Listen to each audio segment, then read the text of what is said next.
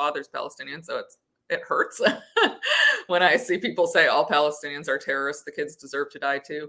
But I deal with it because I understand that that's the price I pay to live in a free society, and dealing with it is a better alternative to me than having the government be policing these kinds of things. Right. And first, it's going to be about anti-Semitism, about Jewish people, and then it will be about something else. Right. Again, first of all, the surveillance system will already be in place, and then they'll just bootstrap, that's what we call it in the law. They'll just bootstrap additional conflicts that they happen to create. Let's be honest. The government is creating this, it's organized chaos. So then they will continue to create, whether it used to be BLM, and then they were trying to say anyone that spoke out against BLM or what was going on there was racist and bigoted. With the COVID, people were anti-science. They were grandma killers, like you said, baby killers.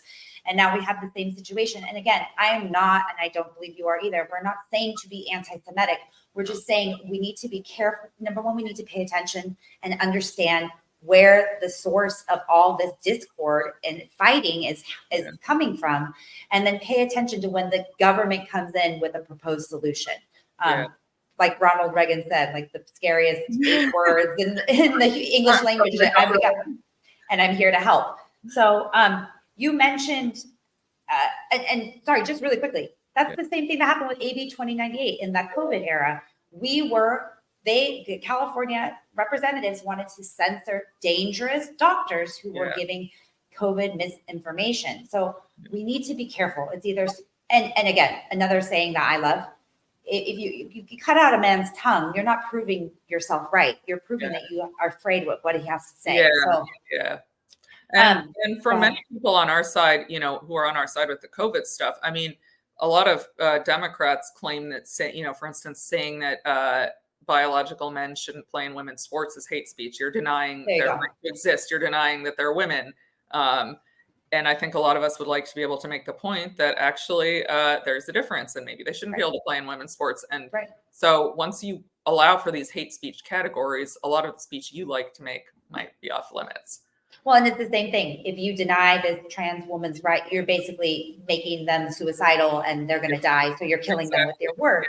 So it's a very dangerous, slippery slope, as we also like to say in the law. Another point, though, going back to the point about government surveillance, and to your case, you guys, she's in this U.S. Supreme Court, Missouri versus Biden, which is now Murthy versus Biden. She's representing several individual plaintiffs, including Dr. Jay Bhattacharya, Dr. Erin Karyoty, who was here on our show last week. They love you, speak nothing but just your praises.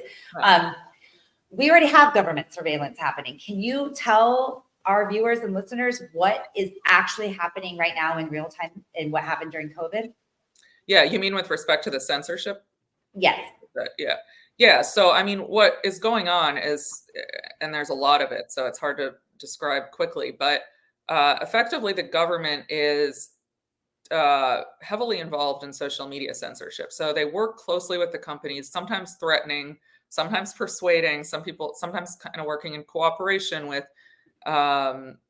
the companies, and that's various agencies that from CDC to DHS to State Department, within DHS.